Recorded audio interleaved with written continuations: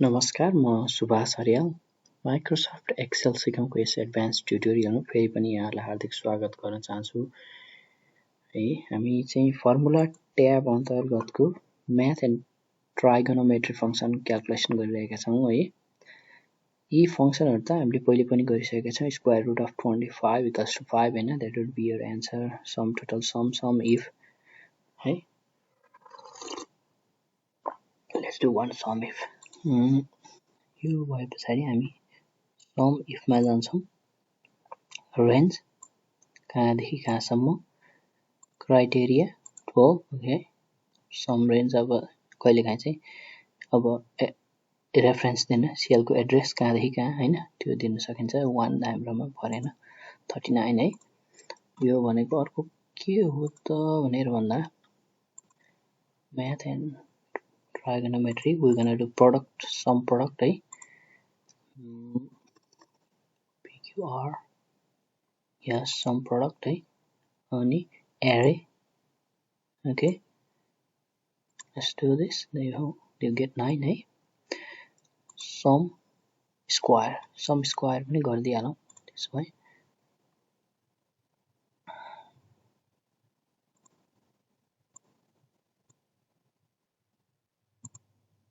हैन।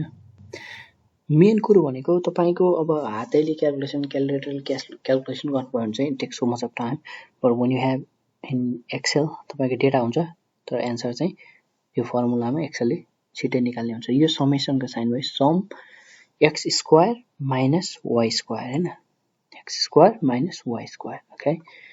So to use this function let's go here sum x square minus y square. Let's get help on this function हैन। तपाईलाई त्यो पनि देखाउन म चाहन्छु। अहिले चाहिँ हामी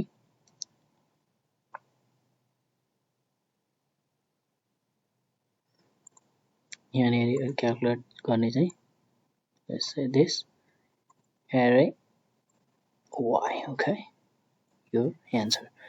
So यो मैले चाहिँ तपाईलाई हेल्प फंक्सन चाहिँ किन देखाइरहेको छु भन्दाखेरि तपाईलाई यो थाहा हुन जरुरी छ कि हामी के गरिरहेका छौं। हामीलाई x को एरे चाहियो, y को एरे चाहियो। यसरी फर्स्ट एरे सेकेन्ड एरे छ, यसबाट चाहिँ x y x square minus y square को चाहिँ क्याल्कुलेसन गर्ने एन्सर कसरी आउँछ भन्ने कुरा तपाईले बुझिहाल्नु भयो है। Close this okay, save it right. You can do similar with x square minus plus y square, x minus y square okay। त्यो भनेको x यस्तो हो x minus y power 2 2 बुझ्नुभयो त।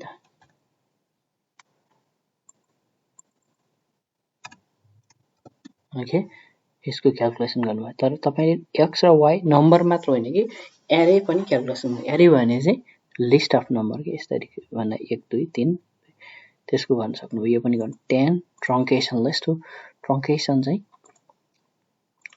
अब हामी ट्रंकेसनमा आउँदाखेरि चाहिँ के गर्न सकियो त भनेर भन्दा ट्रंक है नम्बर ट्रंकेसन नम्बर 2 हैन 134.98 ओके। यसलाई चाहिँ number digits 2 okay. Number digits 2 गर्दा 98 आयो, 1 गर्दा 9 आयो हैन, 33 ओके। 2 गर्दाखेरि 134.98, 3 गर्दा यसले चाहिँ ट्रंकेसन भनेको काट्ने के ट्रंकेट गर्ने ट्रंकेसन हैन। That's what we do okay. Let's calculate this one as well okay. Here sum x square plus y square तपाईलाई चाहिँ फेरि पनि फर्मुला थाहा हुनुपर्छ हैन। क्याल्कुलेट गर्न हातले क्याल्कुलेट गर्न too much time. You gonna do that in your school or during learning processes you understand those theories, but when you come to workplace what you go is you go use most of the time you use Excel है okay। x square plus y square यो चाहिँ एउटा मात्र number मात्र नभएर चाहिँ यो सबै नम्बर र यो सबै नम्बरको क्याल्कुलेट गर्यो हैन। अब हामीलाई स्क्वायर रुट 25 पनि निकाल्दियौ सिम्पल है। SQRT 25, which is 5, right? That's what it is. So basically तपाईहरुलाई अब सम गर्नु त आइहाल्छ, सम टोटलहरु भइहाल्यो हैन। अब अगेन हामीले के गर्ने त्यो भिडियोमा भन्दाखेरि चाहिँ हामीले मेनली चाहिँ फर्मुलाबाट चाहिँ समेसन x² - y² हैन, अनि त्यहाँबाट square root sum of sum product sum square यस्तो क्याल्कुलेसन गर्यौं। I hope this video does help you हैन। Thank you so much for watching us. हाम्रो भिडियोलाई लाइक शेयर गरिदिनु होला। यहाँहरुले हाम्रो च्यानललाई सब्स्क्राइब गरिदिनु होला र हाम्रा नयाँ भिडियोहरुको अपडेटका लागि चाहिँ तपाईले बेल बटन क्लिक गर्नु होला भन्दै अबका लागि बिदा चाहन्छु। हस्त नमस्ते, बाइ बाइ।